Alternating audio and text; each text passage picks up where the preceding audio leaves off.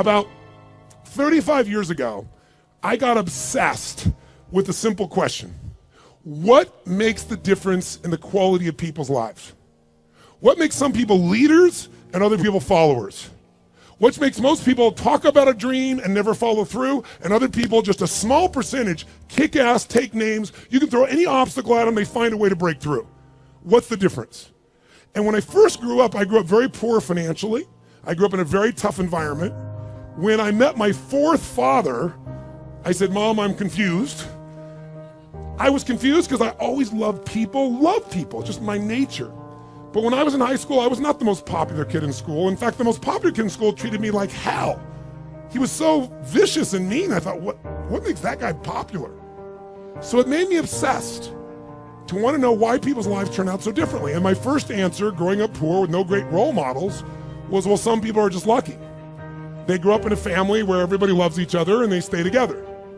You know, some people are lucky. They grew up in a family and everybody's educated, and so they work hard to educate their kids.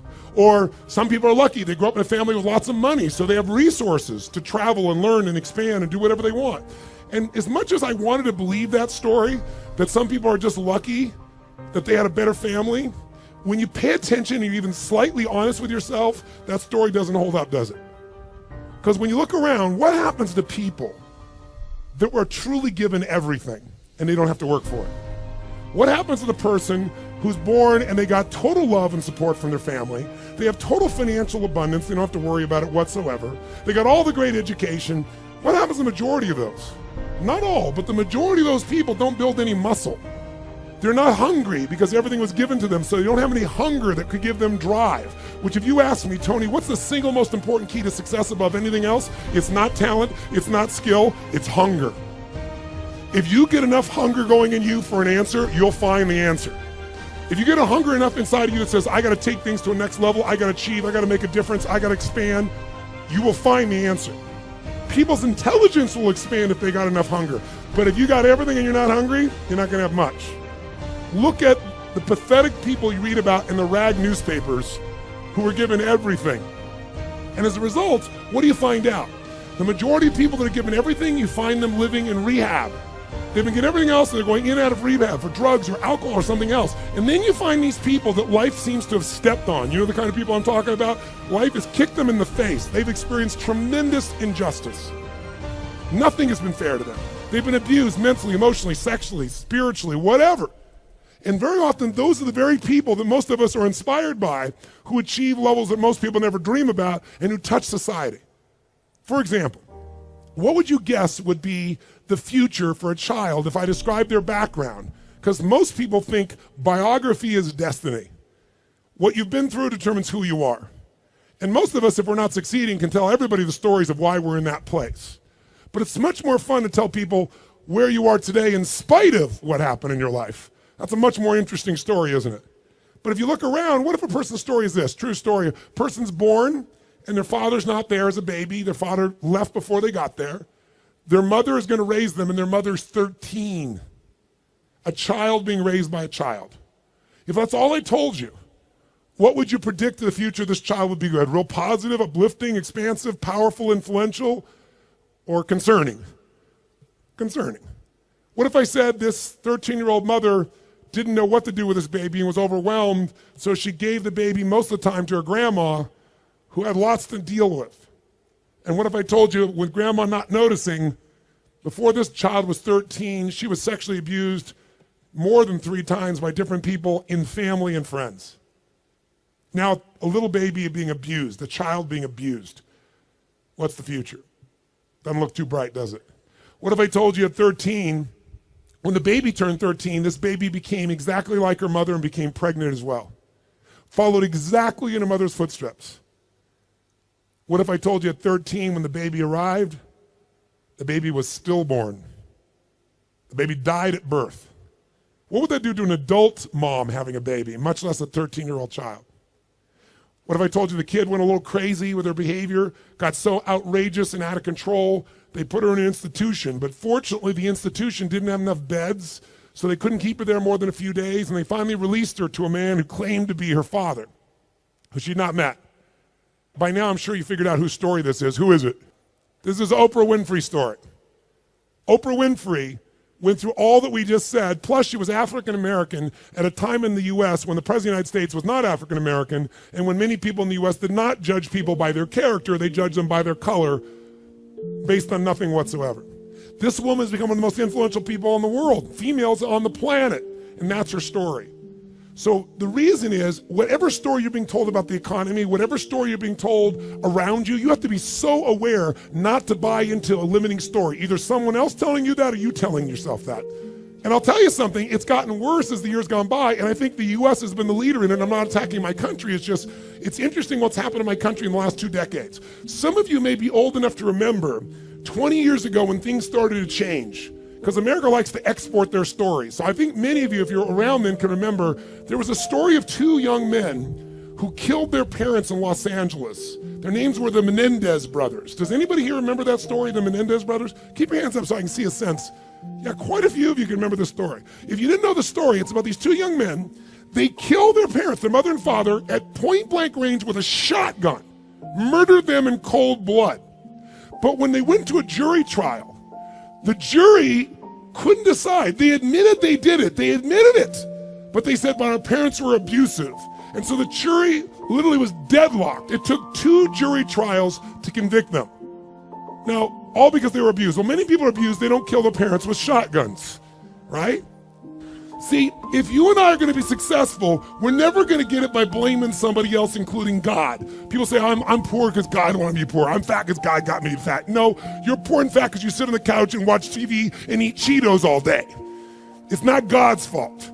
So what I'm suggesting to you is you and I have to come up with a better story, a story that can make things work. So now I want you to tell me the truth on something here. Tell me right now, who here in this room has ever failed to accomplish something that really mattered to you? We all know we failed at some point. The first time I ever asked this question on stage, it was spontaneous. I was at this group called TED, Technology, Entertainment, and Design. And I asked everybody in the audience, because they're all multi-billionaires, the guys that started Yahoo, the guys that started Google. It's this really unique group of people. And they're in this darkness.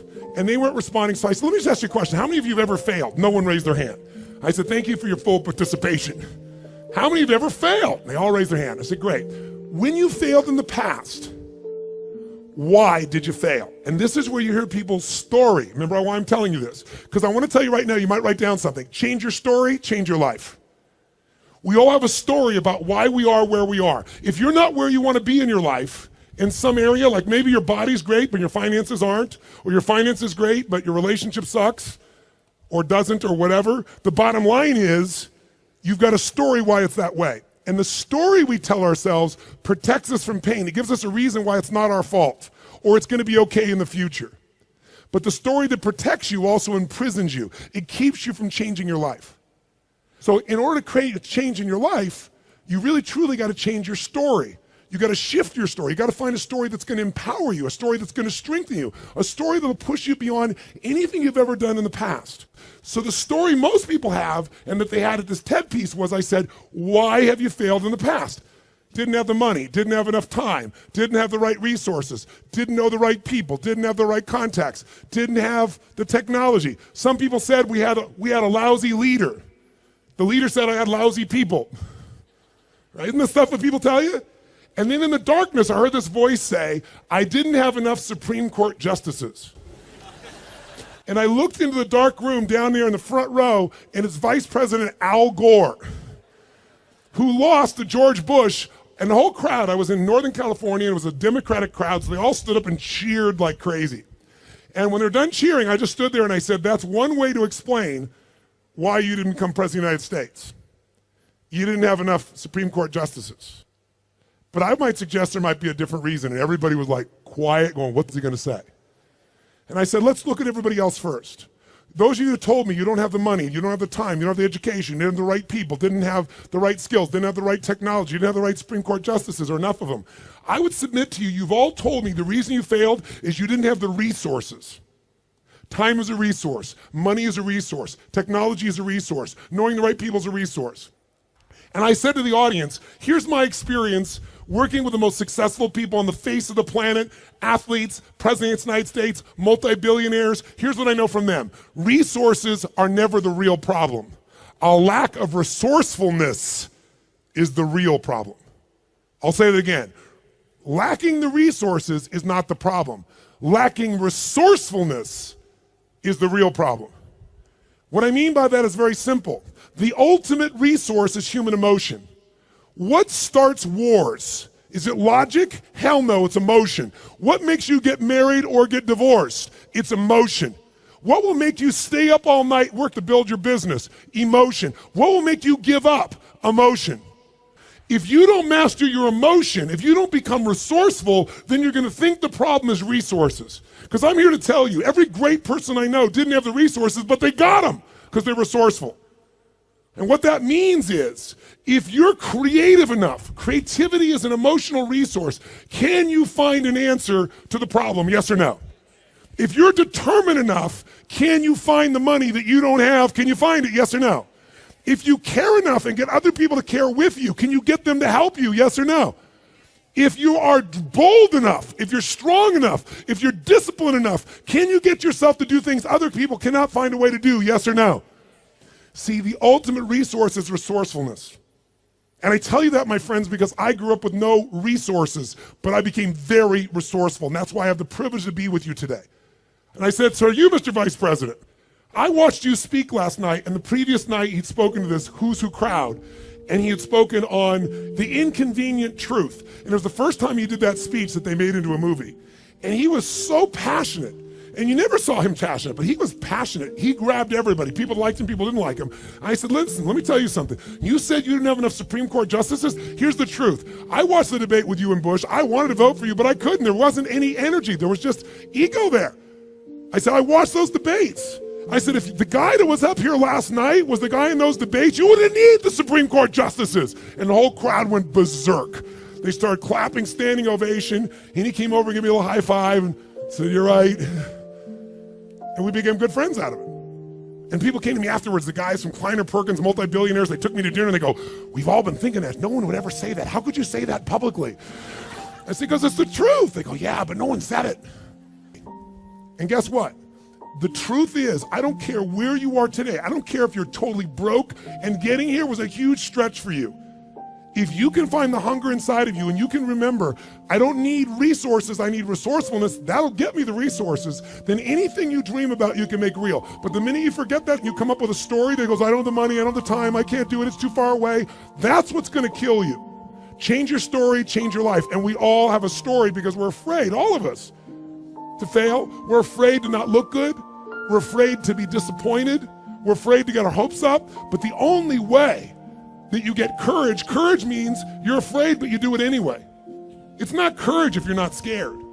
And so there's gonna be people talking here the next few days or today that they're gonna give you some great strategies. Whether you do it or not is not gonna be based on your ability. What you're capable of is amazing. What most people will do is disappointing. It has nothing to do with the content of what needs to be done. It's everything to do with the mastery of your own states. So here's what I believe. My passion is not just get up and talk. My passion is get people to rewire themselves. So how many of you came here not just for information? How many came here for some breakthroughs? A breakthrough means a new quality of life where things that were impossible are possible. Who's with me on this? Say I. So let me give you 3 keys to a breakthrough. Any one of these 3 can give you a breakthrough, but if you do all 3 of these, you're gonna have an extraordinary breakthrough. So let's start with something so simplistic that none of us would be emotionally attached to it, and we all know it's true. And let's take a symbol in society. All over the Western world, including Australia, and you guys are a bit better than America, but not by a whole lot. What's happened to societies, Western societies, in terms of their health and fitness? Now, I don't know the current numbers here in Australia, but I'll tell you how bad it is in the US. I know you're slightly better than this. 1/3 of Americans are obese now. 1/3. Literally 60% of Americans are overweight. Now, I wanna ask you a question. Is that because the strategies required to losing weight are so complex that it's just completely overwhelming? Is that why, yes or no? No. However, if you have the wrong strategy, you're guaranteed failure, even if you're motivated and driven and excited. Is that fair to say? Like, I can remember a few years ago when on the cover of Time magazine was a diet called the Atkins diet. And it said, I don't remember the exact number, I think it was 13% of Americans, the largest number ever, were all on this diet. Now, if you knew anybody who was on the Atkins diet, of course you'd lose weight. First, the number of calories you took came down, but second of all, you ate such an acidic diet that you literally had to pee on a stick so you wouldn't go into acidosis. And if you ever smelled the breath of someone on that diet, you wanted to stay as far away as you humanly could be. Now, that's not too hard to figure out, that if I got to pee on a stick so I don't go into acidosis, and my breath is this bad, this may not be a sustainable approach to losing weight. But everybody did it. So if you have the wrong strategy, it's not going to work. So let me give you 3 things in reverse order of importance, okay? Reverse order, least important first. If you want a breakthrough, one of the things that give you a breakthrough is a strategy. A new strategy could change everything. Does that make sense? A new way to do something. If you come up with the right strategy, it could save you a decade. It could save you 5 years. And one reason to come to a seminar like this, in my opinion, is to gather up as many strategies as you can.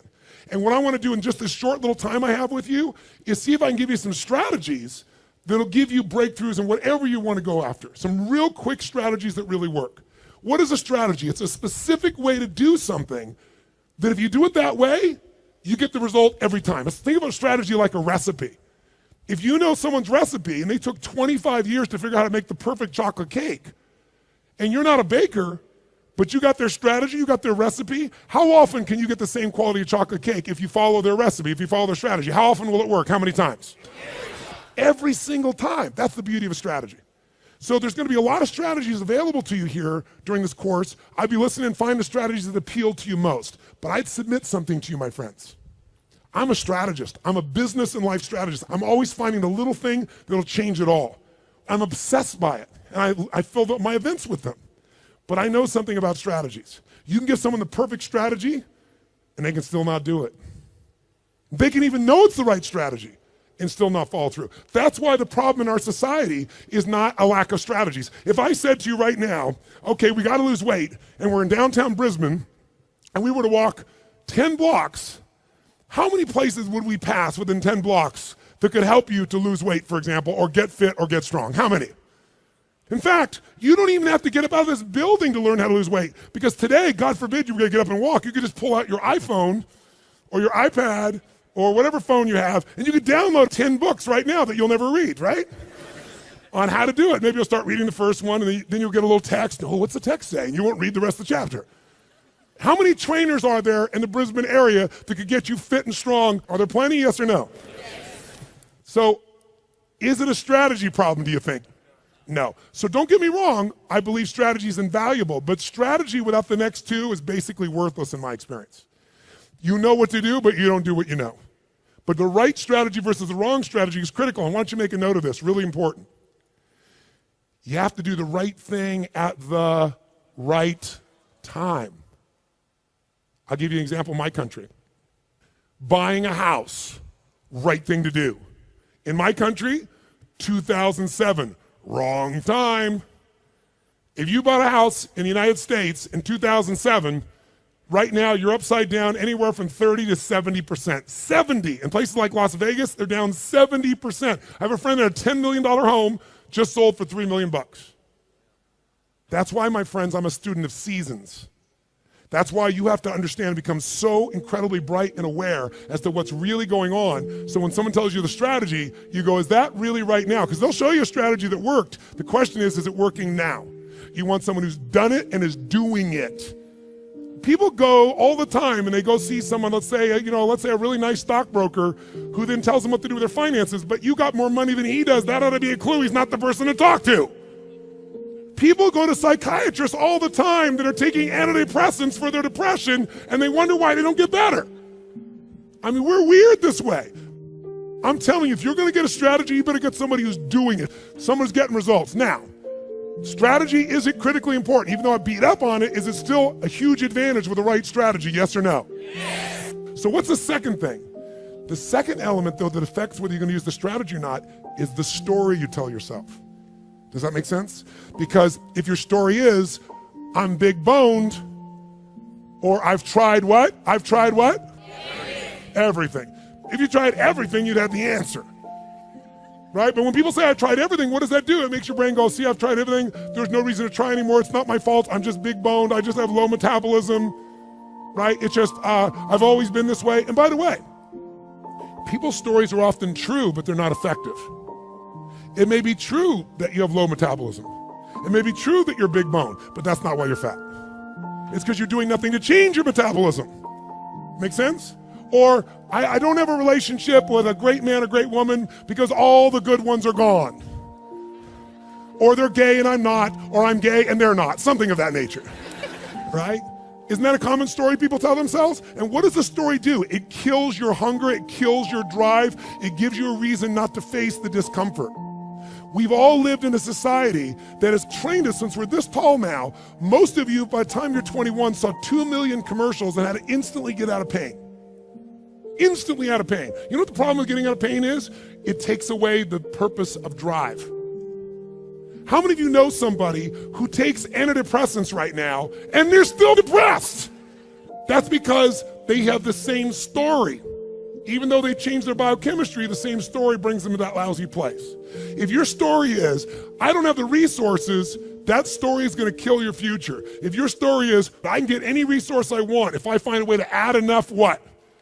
Value to other people's lives, then you can get the resources. It's so amazing. I don't know, because in Australia you don't have a lot of places to go. I know there's a few, but how many of you in this room ski or snowboard? In skiing or snowboarding, if you take up the sport and you get on a really vicious hill, what they call a black diamond hill, there's edges where if you don't stop, you go to the edge and you'll die. And what happens is when you're brand new and you're starting to skid out of control, most people slam themselves on the ground and try to hang on to the hill for dear life. And those are the people that will never master skiing or snowboarding because they let their fear of the edge push them down. The person that goes, I'm going to dig in, I'm going to work even harder, I'm going to carve. It's scary as hell, but I'm going to stay with it. They learn to carve. Those are the people that have skiing or snowboarding be something they love for the rest of their life. Your story is everything, my friends. And by the way, I'm not lecturing you. I'm sharing with you because I've learned by my own stupidity. That's the only reason I can share this. But you change that story, you'll change your life. Give up the story that limits you. It may even be true. You may have ADD. You may have been abused as a child. It may be true. But that story is not why you don't have great relationships or a great business now. You don't have great relationships or great business now because you're so afraid of trying and failing, you keep telling that story instead of taking action.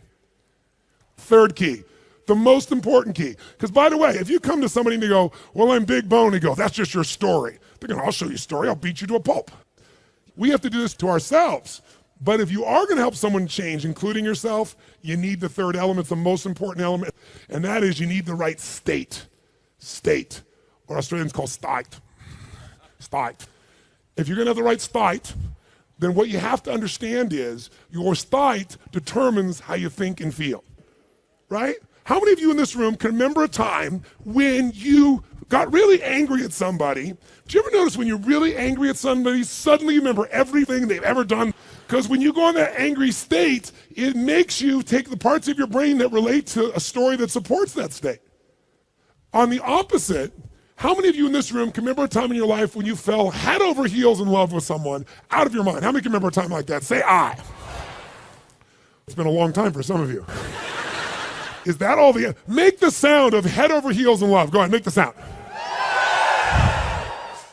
Is that short-lived for you? Let's try this. Ever been so head over heels in love you couldn't stop thinking about the person? You wanted to make love to them every moment. You're just dreaming of them. You felt them wanting you. You wanted them. You're out of your mind. Make that sound. What does that sound like? Go ahead. Much better. Much better. See, in the beginning of a relationship, when you love somebody, what will you do for them when you love somebody? What will you do? Anything. If they say, would you take out the trash? You go, take out the trash. Right? But after 7 weeks, 7 months, or 7 years, or 70 years, somewhere in that range, something clicks different in you and they go, could you take out the trash? And you go, what do I look like, your janitor? And they go, I don't know what it is. We used to have so much passion. Where did it go? I'll give you a clue. Write this down. If you do what you did in the beginning of the relationship, in the end of the relationship, there won't be an end. If you do what you did in the beginning of the relationship, in the end of the relationship, then there won't be an end. How long have you two been together? A year. 20 years from now, there'll be no worries for you two. He's got his arm around her. They're snuggling. They're connected. They're in the middle of the seminar learning and they're totally connected. Do what you did in the beginning of the relationship. At the end of the relationship, there won't be an end. It's so simple. That's the difference in state, isn't it? Because when you go in a different state, you come up with a different story about your partner and then use different strategies that aren't very good. If you're in a great state, great story, great strategies, you tend to maximize. Is this helpful? So tell me, which one of the three here do you think is the one that can screw things up the fastest and can mess things up the most? Which one of these three? Tell me. Story is the one that will sustain the problem. The one that can change everything the fastest is the state. The strategy is useful, don't get me wrong. I live for them. I mean, I can tell you some strategies in business. I've taken companies, I buy them for next to nothing and turn them around, make millions of dollars, just using a couple of little strategies. Some of you will come to my business mastery program, you'll see. I tell people on day one of my business mastery, you come, if today, the first day is not worth a minimum of $1 million to you, day one, $1 million minimum, then I'll give you all your money back, plus you get to keep everything got out of day one. It's only a 4-day program. My clients are like multi-billion-dollar companies. We've helped turn around HomeX, the largest home builder, to give you an idea, in Mexico. They credit us in the last 2 years to $750 million of increases from what I did with them. That's their words, not mine. Or taking a chiropractor who's got 3 people and doubling his business in 6 months. I've done that with strategies. Simple business strategies where if you don't know the strategy, ignorance is not bliss, ignorance is poverty, ignorance is pain. And the way I got those strategies is I willing to fly anywhere, do anything, spend any amount of money because I knew the value of the strategy. But all that still would have been worthless if I didn't apply it. What got me to apply it was the right story in the right state. If you want to change your story, first thing you're going to do is change your state. Does this make sense? Yes or no? So now, let's take a look at you and what you want. If you and I want to say, why do people's lives turn out differently than other people? We can come up with one word and I can show you where it is. Decisions. Write down decisions, not conditions, determine my destiny. Decisions, not conditions, determine my destiny. If you look at your life and you look back on it over the last 10 or 15 years, I'd be willing to bet there have been some decisions that if you would have made a different decision, your life would be radically different today. Your relationships or your income or your happiness or your body weight. Everybody's got a story about how the condition affected them. But I can take you 2 people that went through the same conditions, and one person comes back from war and they kill themselves or other people, and somebody else comes back and they spend all their life working for peace. I can find 2 people that were abused as a child. One of them lives totally inside themselves, feeling sorry for themselves. The other one becomes somebody who has an incredibly passionate relationship because they're never going to let anybody hurt who they love. Same conditions, different decisions. So when the economy that you're going through right now, it doesn't matter what the season of your economy is. What matters is the decisions you're going to make. And let me give you the 3 decisions you're making every moment you're alive, including in this moment. And you see if it's true or not. First decision you're making right now, in this moment, every moment of your life, is what to focus on. What to focus on totally affects your life. Think about it. Whatever you focus on, you're going to feel, even if it's not true. If you're focusing on, oh my God, the economy's going to go to hell, when you focus on like that, you're going to feel like hell, and your decisions are going to be hang on to what you got.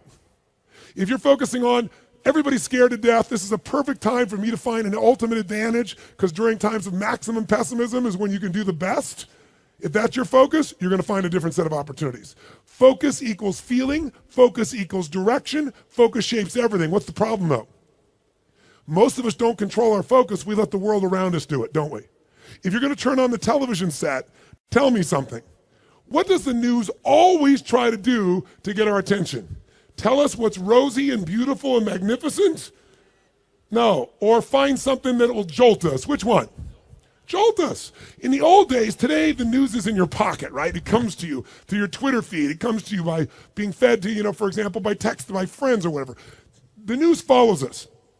But to get our attention in a world where everyone's fighting for our attention, they're looking for a story to jolt you. In the old days, before you had news in your pocket, you walked by a newspaper stand, and if it said something like, headline at the top said, great weather this weekend, what did you do? Smiled, that's cool. Did you buy the paper? No, I'm not gonna buy the paper, great weather, I know what I need to know. But if the headline says, big storm coming, what happened? Boom, some money went in that sucker, you pulled out, you need to know more. So the news is so competitive today, 24/7, there's not enough news. They've got to constantly play this game. So if you don't take control of your focus, the world will do it for you. If you want to feel good about something, what kind of news? What if there was a movie, and you went to the movie, and here's the beginning of the movie. The main protagonist, the main character, cool, having a great time, physically healthy, strong, happy, great family, great finances, great everything. That's how it starts, okay? Second part of the movie, still good. Third part of the movie, phenomenal. End of the movie, everything's cool. Who's going to go to that movie? What are they going to say? That movie's the most boring what? Movie on the planet. So you and I, if we don't take control of our own focus, we let the environment do it for us because they're always looking to get your attention. Film at 11, your child could die by drinking the natural water here coming out of this area. And when you get to the story, it's never quite the story, but they use that headline to get you. There are headlines in your own life too, though, aren't there? Headlines we use on ourselves. If you want to change your life, change your focus. I'll give you 3 examples real quick. Everyone has a pattern of focus. It's not what you focus on in the moment that affects you. It's what you focus on regularly. So for example, do you tend to focus, personally you, on what you can control or what you can't control? Those of you focus on what you can control tend to feel more in charge of life. Those that focus on what you can't control, by the way, is there plenty of stuff we can't control in this world, yes or no? Tons. And if you focus on it, you will be depressed. Depressed people constantly focus on what they can't control. Second, and it doesn't matter what drugs you take, if you keep focusing on what you can't control, you're going to get depressed if we add 2 more. Here's another pattern. Do you tend to focus on what you have or what's missing in your life? The tendency today is what's missing, and sometimes we make up what's missing. If you focus on what you have, when you're focused on what you're grateful for, how does your life feel? When you start thinking, oh my God, look at how I'm living. I mean, the worst Australian person who's having the worst, toughest time is having a better time than 90%, I should say, more like 80% of the planet. Because about 80% of the planet lives on $2 a day. Most of us, our worst nightmare is somebody else in the world's greatest dream. But if we don't focus on what we have, and we focus on what we're missing, you're going to feel like hell. And don't get me wrong, sometimes focusing on what you're missing will give you some drive. Cool. But you just got to balance it out. People are depressed, always focus on what they can't control, always focus on what's missing. And here's the third one they have. Third one. And by the way, most of you have one of these, maybe 2, not all 3. If you have all 3, I know you get depressed pretty easily. Okay? Third one, do you intend to focus on the future, the present, or the past? Now, we all do all 3, right?